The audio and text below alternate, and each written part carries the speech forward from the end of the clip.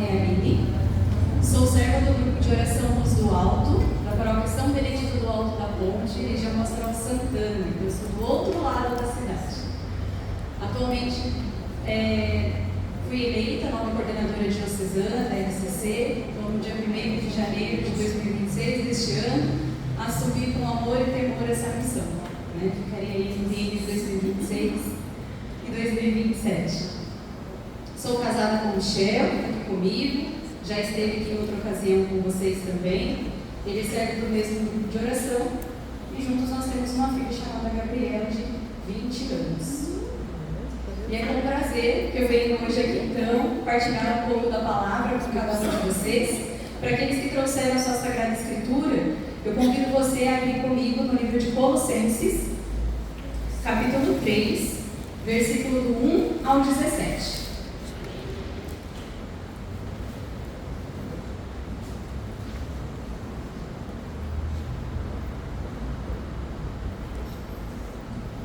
Podemos ler o texto sagrado? Diz assim a palavra de Deus para nós nessa noite.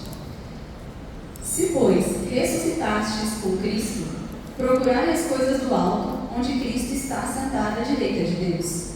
Pensai nas coisas do alto, e não nas da terra, pois morrestes, e vossa vida está escondida com Cristo em Deus.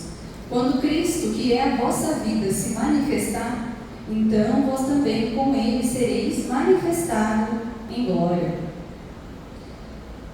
Revestistes do novo, que se renova para o conhecimento segundo a imagem de seu Criador.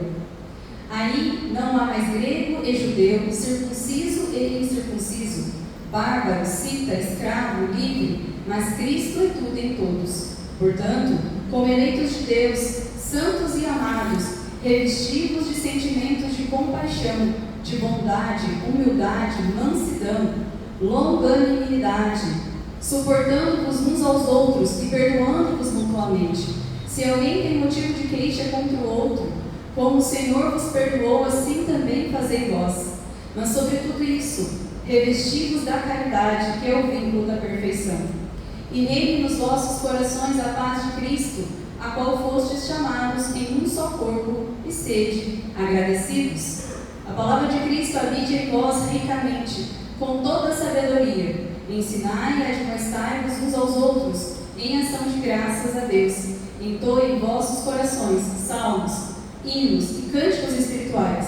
E em tudo o que fizerdes, de palavra ou ação, fazei em nome do Senhor Jesus, por ele dando graças a Deus o Pai. Palavra do Senhor. Graças a Deus.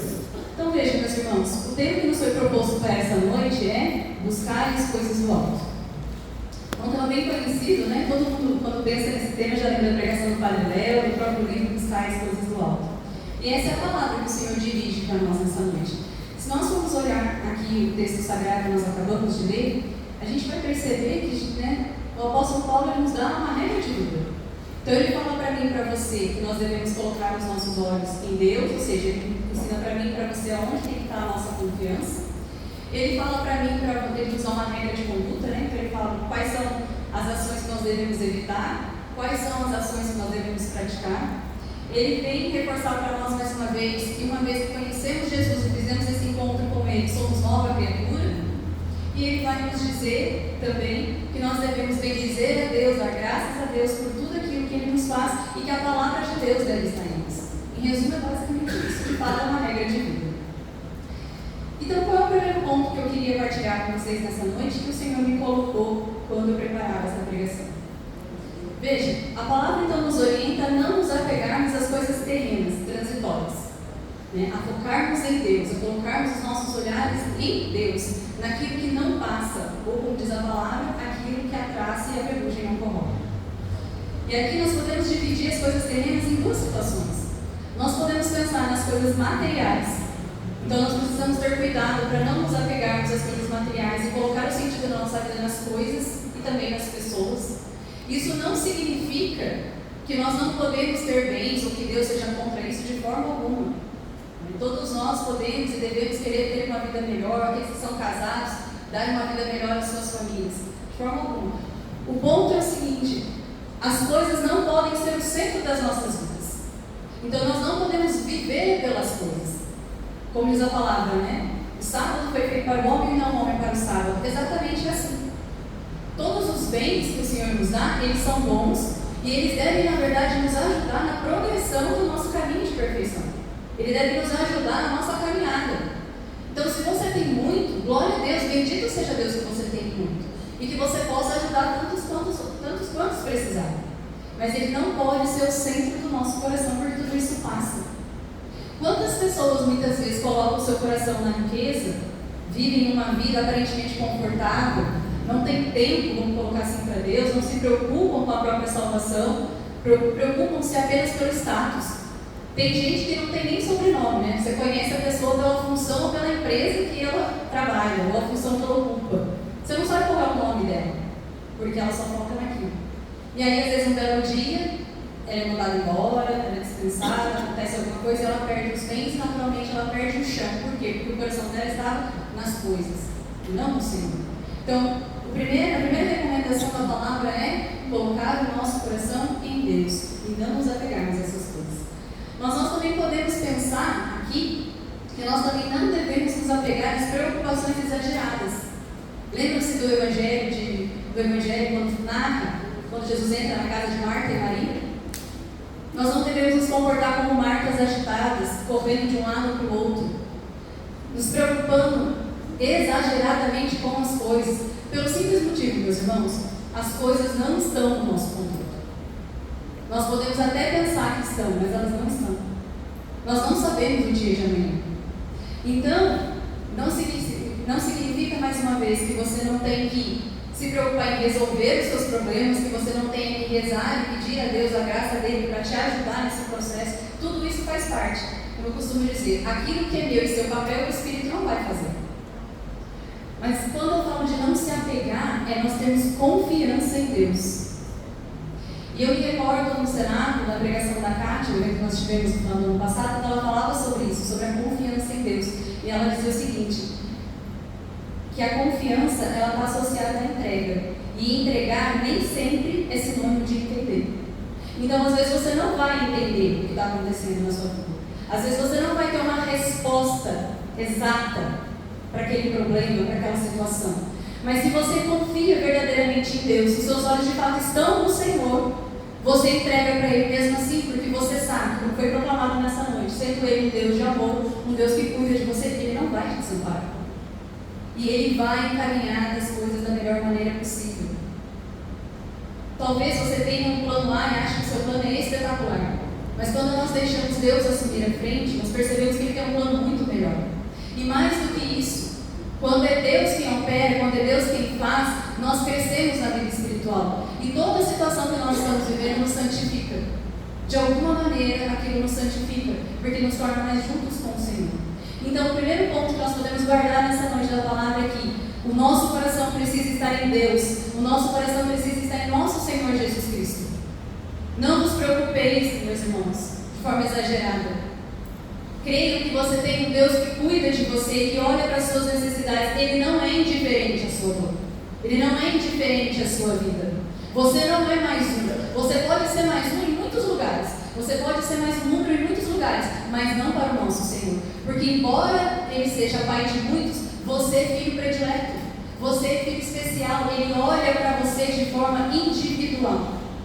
Ele olha para você nessa noite de forma individual. Ele conhece o teu coração. Ele sabe o que você tem passado. Ele sabe o que você tem vivido. E foi por isso que Ele te trouxe aqui. Não é mais um grupo de oração. Vocês já devem ter ouvido isso, né? Quando vocês veem um grupo, os irmãos vêm aqui lá e falam: ô irmão, papai Jesus, né? Que bom que você veio. Jesus esperava por você. E às vezes a gente trata essa salvação de forma banal. Os irmãos falam isso para todo mundo, mas não é verdade. De fato, Deus espera por você. Primeiro porque Ele já está presente, Jesus está aqui, o sacrifício. Bom, Ele já está aqui no tabernáculo. Mas é porque de fato Ele espera por você. É de fato porque Ele deseja se encontrar com você, como foi profetizado aqui pelos irmãos na condução da oração. Então, mais uma vez, não se agite. Coloque a tua confiança em Deus. Deixa Deus trazer paz ao seu coração, independente das circunstâncias pelas quais você esteja passando.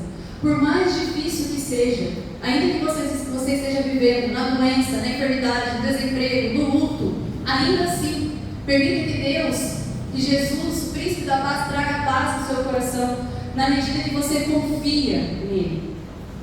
Esse é o primeiro ponto. E aí, para fechar isso, eu queria trazer para vocês aqui, para fechar esse primeiro ponto, um poema de Teresa d'Ávila, onde ela fala sobre isso. Diz assim: nada te perturbe, nada te espante, tudo passa, Deus não muda. A paciência tudo alcança, quem a Deus tem, nada lhe falta, só Deus basta. Só o Senhor te basta. Se você tiver o Senhor, se de fato Ele for o centro da tua vida, se de fato a tua confiança estiver nele, nada vai te faltar. Nada. Porque Deus é capaz de suprir toda e qualquer necessidade que você tem. Ele é suficiente para isso. E Ele te ama bastante também para isso. O segundo ponto que eu queria colocar para vocês é que, como eu falei, Paulo também nos exorta a mudança de vida. Então ele fala que eu e você precisamos ter o nosso coração em Deus, buscar as coisas do alto, e ele lista aqui para nós, como nós acabamos de ler, uma série de coisas, uma série de atitudes que nós devemos evitar. Paulo nos exorta então a abandonar a vida velha, os maus hábitos, as más condutas. Porque, irmãos, aquele que faz uma experiência com Deus é nova criatura.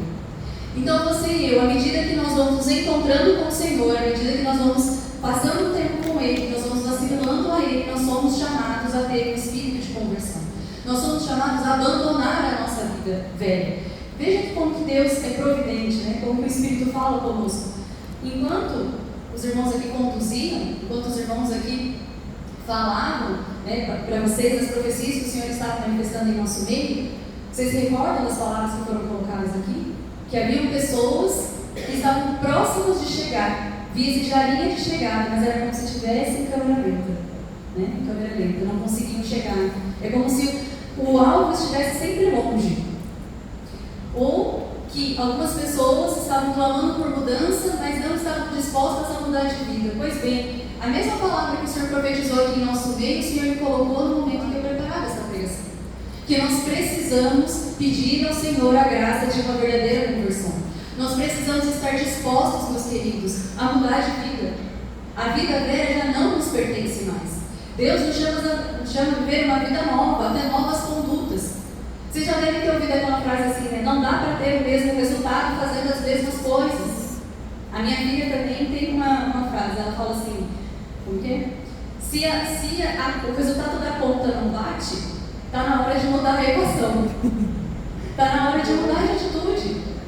Então, muitas vezes, a nossa vida não muda porque, de fato, as nossas atitudes não mudam. Porque nós continuamos fazendo as mesmas coisas. E nós queremos que tudo se altere ao redor, não é? Que o meu esposo mude, que a minha esposa mude, que os meus filhos mudem, que as pessoas com as quais eu convivo mudem, que às vezes os meus irmãos de grupo de oração mudem. Mas eu não olho para mim. Eu não olho para as minhas atitudes. Tem um santo da igreja que ele diz assim: a mim o máximo de vigor, ao outro o máximo de misericórdia. Nós precisamos ter vigor, meus queridos, com os nossos comportamentos. Nós precisamos ser vigorosos conosco. Nós precisamos olhar aonde é que nós estamos nos desviando do Senhor e retomar o caminho, mudar de conduta. Então, se você, por exemplo, se você tem problema, se o que te leva à queda são os pecados da carne, da luxúria, tem alguns lugares que você não pode mais estar. Não é? Para aqueles que são solteiros. Não dá para namorar dentro do carro, não dá para namorar no quarto de porta fechada. Se você tem problema com álcool, você não pode frequentar lugares que tem bebida. Se você tem amigos, conhecidos, que você que é casado, que hoje tem uma vida de solteiro, não dá para você andar junto com eles. Isso vale para os homens e vale para as mulheres. Então nós precisamos revisitar as nossas atitudes e evitar as ocasiões de pecado e combater o pecado. Nós precisamos disso, deixar algumas coisas de lado, alguns lugares, meus irmãos e minhas irmãs. Se você quer mudar de vida, tem alguns lugares que não te cabem mais. Tem alguns comportamentos, algumas atitudes que não são mais para você. Tem algumas roupas que não lhe cabem mais usar. falas, conversas, coisas que você escuta, coisas que você assiste, que não te cabem mais. Quantos de nós pecamos muitas vezes e temos dificuldade de combater determinados pecados por conta daquilo que nós vemos, porque a nossa visão é contaminada. Porque nós estamos acostumados a só ver e assistir porcaria, desculpa, mas é verdade. Então nós precisamos mudar, porque senão não haverá conversão sincera. Percebam que aqui na palavra, Paulo vai dizer assim para nós: aí não há mais grego e judeu, circunciso ou incircunciso, bárbaro, cita, escravo, livre, mas Cristo é tudo em todos. O que o Senhor quer nos colocar com isso? Que Ele não faz acepção de pessoas. Ou seja, não importa, eu não conheço vocês, eu não conheço a vida de vocês, eu não sei se vocês estão aqui todas as quartas-feiras, eu não sei se você veio aqui pela primeira vez, eu não sei se você já está aqui de repente há anos, se você frequenta o grupo desde que ele foi fundado, eu não sei. Mas o ponto é, Deus não faz acepção de pessoas, Ele não olha para isso. Ele não olha para quanto tempo você está caminhando, Ele não veio aqui, como foi colocado, para te julgar. Porque você está há anos e anos lutando contra o mesmo pecado e não consegue. Todas as vezes que você vai confessar, você fala as mesmas coisas para o Padre. Ele não veio aqui para te julgar nessa noite. Ele veio aqui para te chamar a caminhar com Ele e a te convidar a partir dessa noite a dar um passo, como foi nos colocado. Então não importa como você chegou aqui, como disse, nem se é a primeira vez. O Senhor olha para você nessa noite e convida você a uma vida nova. Convida você a entrar neste novo tempo com Ele, independente da forma como você chegou. Porque Ele deseja, segundo a palavra, que todos se salvem e cheguem ao conhecimento da verdade. Essa é a vontade de Deus para nós. Que todos, que você e eu nos salvemos, que você e eu cheguemos ao conhecimento da verdade. E aí eu pergunto para vocês, que verdade seria essa? Qual é a verdade que Cristo deseja que você e eu nos encontremos nessa noite? Que Jesus é o caminho que conduz ao Pai. Essa é a verdade. Que não há outro caminho que nos possa levar a Deus Pai que não seja Jesus. Em Mateus 11:27 ele vai dizer: ninguém viu o Pai a não ser o Filho e a quem Ele quiser revelar. Em Jesus nós nos encontramos com o Pai. Em Jesus nós fazemos a experiência com o Pai da Santíssima Trindade.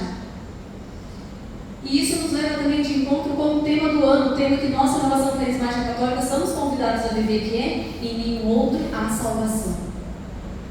Essa é a palavra que o Senhor nos impeliu a pregar em todos os grupos de oração, em todos os encontros. Em nenhum outro há salvação. Não existe salvação fora de Jesus Cristo, meus irmãos.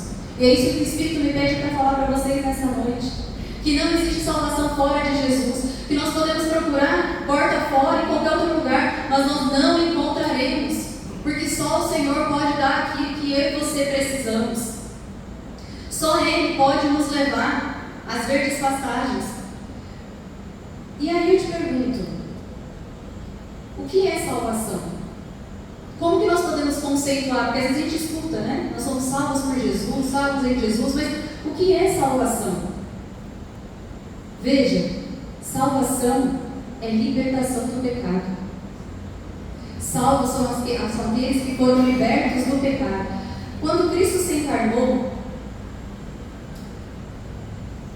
para nos redimir, Ele assumiu em sua carne todas as nossas fraquezas. Ele assumiu em sua carne todas as nossas dores também.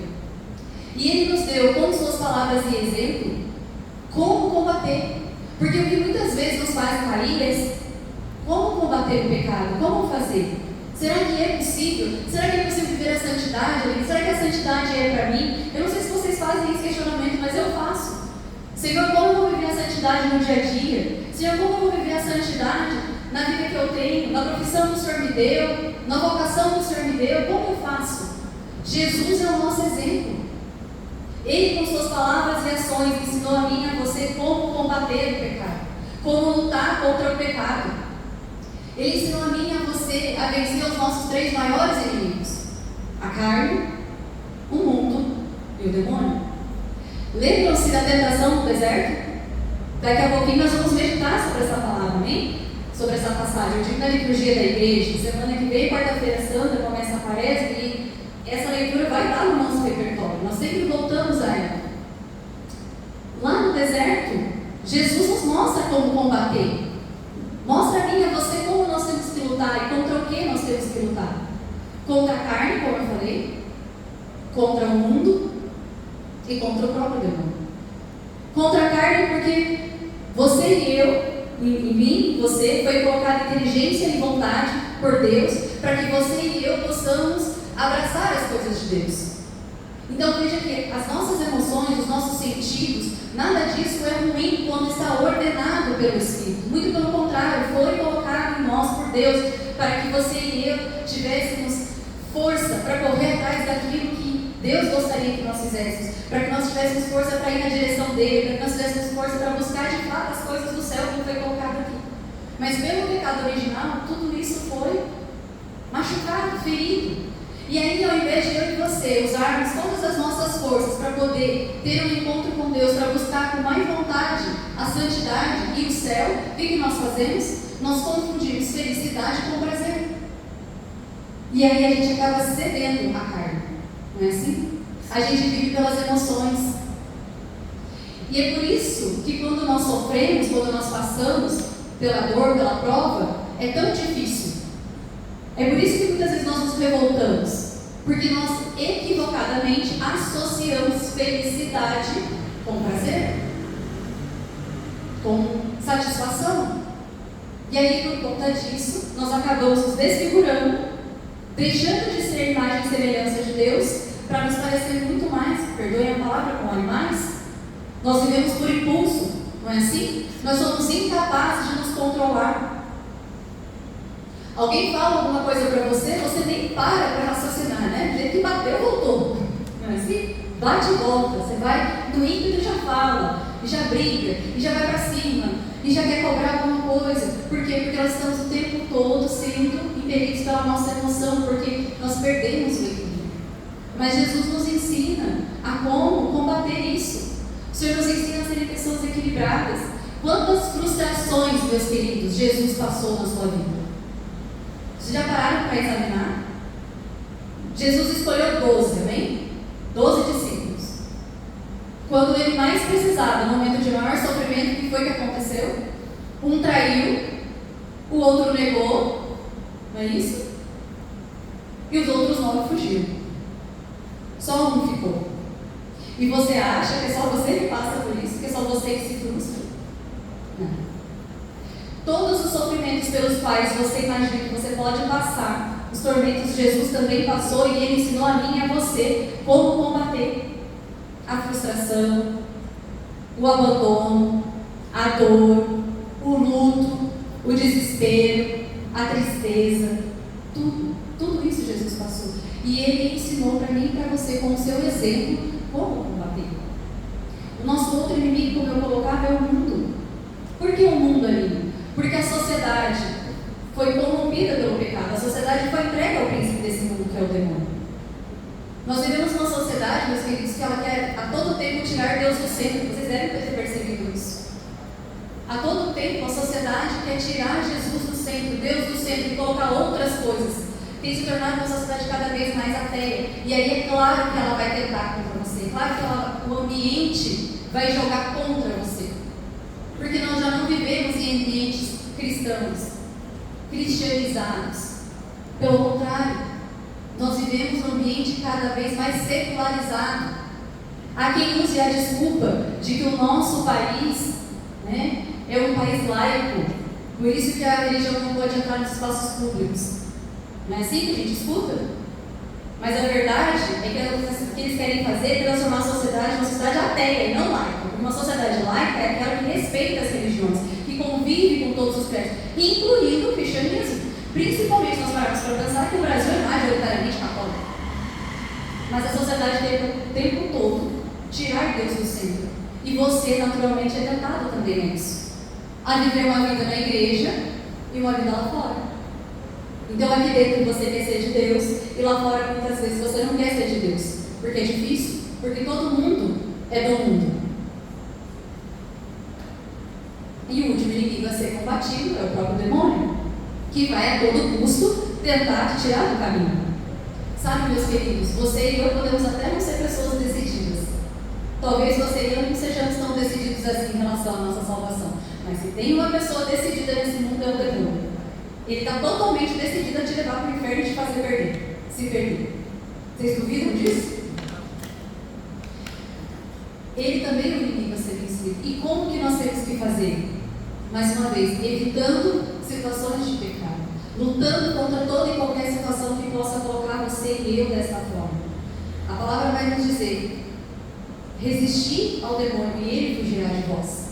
Resistir às situações de pecado, evitar as situações de pecado, e você terá força para lutar, você terá força para poder ir além, para poder viver a santidade que Deus pede para você nessa noite, meu querido e minha querida, para poder viver de fato essa vida nova, para poder fazer essa experiência de céu. Um outro ponto que o Senhor me colocava também, vai de encontro com o que os irmãos ministravam aqui. Veja, a salvação conquistada por Jesus tornou você e eu pessoas livres. Livres do pecado, ou seja, nós já não somos mais escravos. Nós batalhamos contra ele e batalharemos até o final das nossas vidas, mas nós não somos mais escravos. Pela força de Cristo, pela força da cruz de Cristo, nós conseguimos vencer. Mas um outro ponto também que Deus quer nos libertar e que foi colocado para os irmãos aqui da geração é a questão do perdão. É a questão do ressentimento, que é falado aqui, que também é narrado na Sagrada Escritura. No texto que nós lemos, o apóstolo vai dizer: portanto, como eleitos de Deus, santos e amados, revestidos de sentimentos de compaixão, de bondade, de humildade, de mansidão, de longanimidade, suportando-vos uns aos outros e perdoando-vos mutuamente. Se alguém tem motivo de queixa contra o outro, como o Senhor vos perdoou, assim também fazei vós. Todos nós rezamos o Pai Nosso. E o que a gente reza no Pai Nosso? Perdoai as nossas ofensas, assim como nós perdoamos a quem nos tem ofendido. Todos nós queremos o perdão de Deus dos nossos pecados. Mas quando chega a nossa vez, o nosso momento de perdoar, nós nos fechamos. Essa libertação que Cristo vem trazer para mim e para você, ela também nos liberta do peso, meus queridos, da falta de perdão, da falta de misericórdia para com o outro. Veja, nós precisamos tirar do nosso coração essa ideia de que o irmão nos deve alguma coisa, porque ele não deve. Aline, mas me magoaram. Aline, mas puxaram o meu tapete, me humilharam, me prejudicaram. Eu sei. E eu não estou dizendo que fizeram contra você está correto, de forma alguma. Eu sei que te machucou. Mas se você se põe a pedir perdão a Deus pelos teus pecados, você também precisa se esforçar para perdoar aquele que te magoou. E perdoar, meu querido e minha querida, não é esquecer, compreende isso? Eu não estou dizendo para você passar uma borracha, ter uma amnésia, simplesmente esquecer o que já aconteceu. Não é isso. Perdoar é você conseguir olhar para aquele irmão que te machucou e entender que ele não te deve mais nada, porque você já deu perdão para ele. Porque é assim que Deus faz com você. Quando você se apresenta diante do Padre e se coloca para se confessar, eu falo que o sacramento da reconciliação é um dos sacramentos mais lindos que tem, porque você pode despejar a tua vida ali e a partir do que você sai, é como se o próprio Espírito, pelo ministério do sacerdote, colocasse uma pedra em cima daquilo e acabou, passou, é casa encerrada, a partir dali é vida nova. Então quando Deus te perdoa, Ele faz exatamente isso. Deus não fica te cobrando das suas quedas anteriores. Não, Ele te dá o perdão e te dá a chance de recomeçar. Ele aposta, sei que eu posso usar esse termo novamente em você. Se Deus, que é o justo juiz, o rico em misericórdia, o Deus perfeito, faz isso comigo e com você, que somos miseráveis, porque é que você e eu não podemos usar de compaixão para uns com os outros? Porque é que você e eu insistimos ainda em carregar o peso nas nossas costas? Queridos, isso nos fecha a graça de Deus. Isso impede muitas vezes que a graça de Deus aconteça na minha e na sua vida. Porque nós não conseguimos abrir o perdão. Nós vamos protelando, nós vamos deixando até não dar mais tempo de fazer nada. Não faça isso. Não faça isso. E eu não estou dizendo para você que você tem que perdoar e se reconciliar a ponto de conviver com a pessoa, não. Talvez você possa dizer assim: Aline, quebrou a minha confiança, eu não consigo mais conviver. Está tudo bem, mas perdoe. Coloque isso no teu coração. essa pessoa não te deve nada. Você não é juiz nem dela, nem de ninguém. A quem ela prestará conta? Ao justo juiz. É a Ele. Tome posse dessa liberdade que Deus te deu. Sabe, meus queridos, não basta você e eu sabermos que somos salvos. Você e eu precisamos aplicar a salvação em nossa vida. Nós precisamos pegar os frutos da salvação da cruz de nosso Senhor Jesus Cristo e aplicar na minha e na sua vida.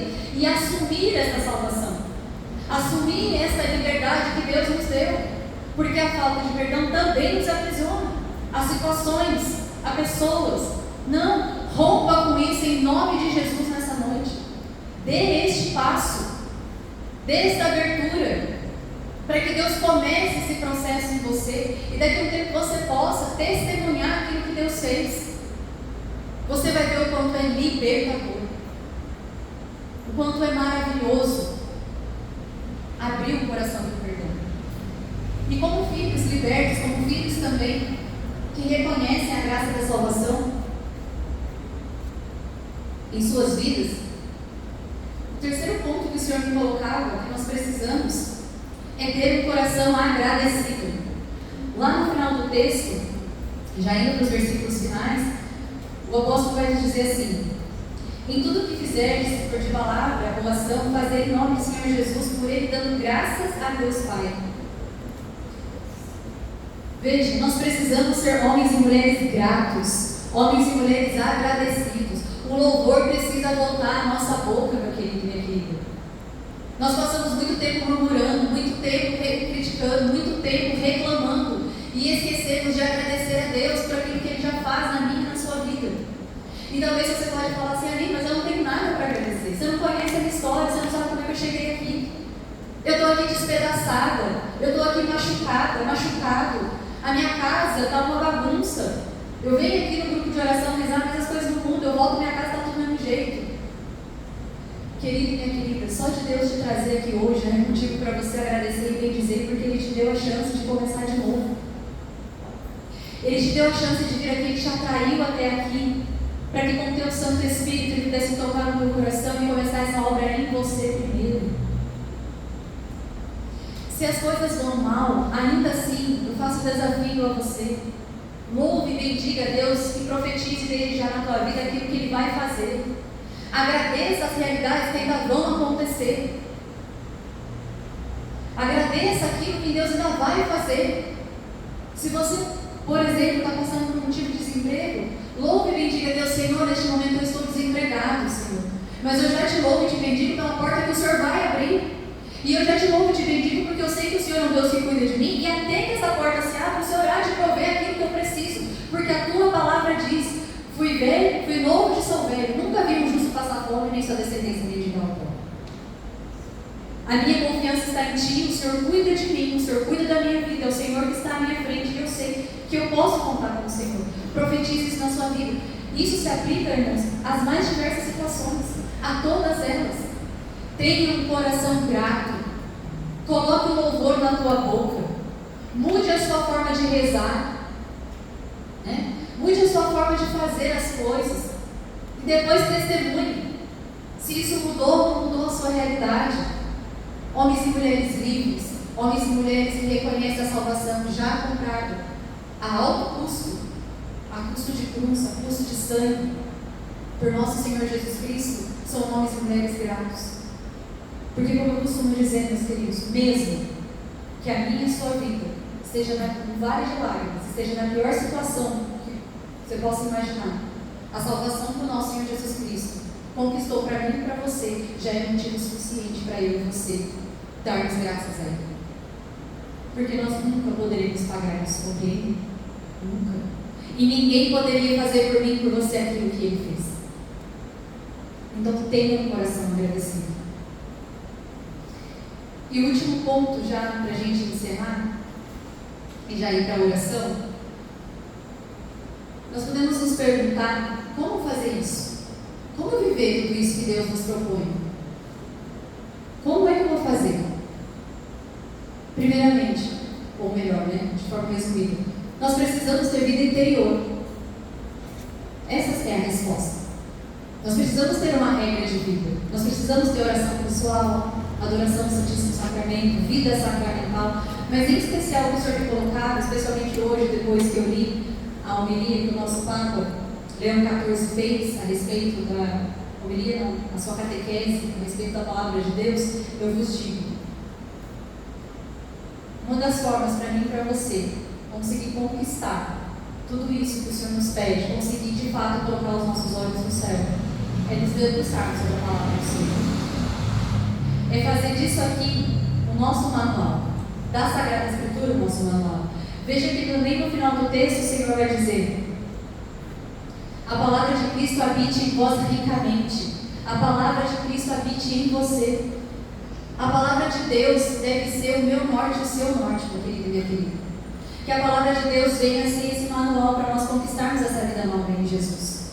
Sabe, às vezes nós procuramos solução em tantos lugares.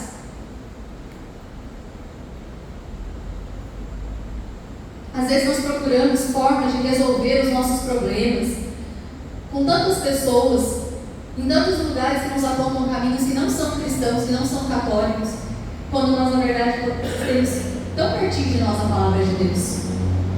Então, o Senhor me colocava nessa noite que a nossa vida, ela precisa ser norteada pela palavra de Deus. Ela precisa ser guiada pela palavra de Deus. Quando você sentir dificuldade, fraqueza, em tudo isso que o Senhor nos pediu nessa noite, se debruce sobre a palavra do Senhor. Procure nela as respostas que você precisa. É ela que vai te dar força, é ela que vai te encorajar, é ela que vai te relembrar quem é você e qual foi o chamado que o Senhor fez para você. Chamado de santidade, de vida na presença dele. Amém? Eu queria te convidar para ficar de pé, para nós rezarmos. E enquanto os irmãos oravam aqui, um pouquinho antes da gente começar a pregação, a palavra que o Senhor me deu está lá no Salmo 50. Para muitos o Salmo é o Salmo 50, na minha palavra é o Salmo 51, que diz assim: ó Deus, crie em mim um coração puro, renova o espírito firme no meu peito, não me rejeiteis para longe de tua face, não retires de mim o teu Espírito Santo, o teu Santo Espírito. Esse salmo, meus queridos, vai nos lembrar mais uma vez de pedir ao Senhor para Ele nos dar um coração puro, um coração reto, um coração que esteja nele. Na minha tradução diz: renova o espírito firme no meu peito. Em outras traduções vai dizer ao Senhor: dai-me um espírito decidido. É isso que eu te convido a pedir nesta noite. Porque você e eu, meus queridos, humanamente nós não conseguimos fazer nada. Humanamente nós não vamos conseguir progredir. Humanamente nós não somos capazes de corresponder àquilo que a palavra de Deus nos pede, apenas pela graça do Espírito. É o Espírito Santo que faz isso em nós. Então, com essa palavra, eu te convido a rezar e a pedir ao Senhor, nesta noite, neste momento, que Ele te batize com o Espírito mais uma vez e que Ele te dê um coração puro, que Ele te dê um coração reto, que Ele te dê um coração decidido. Levanta os seus braços comigo e peça isso ao Senhor. Fala para Ele: Senhor, eu quero te pedir nessa noite que o Senhor derrame sobre mim o teu Santo Espírito.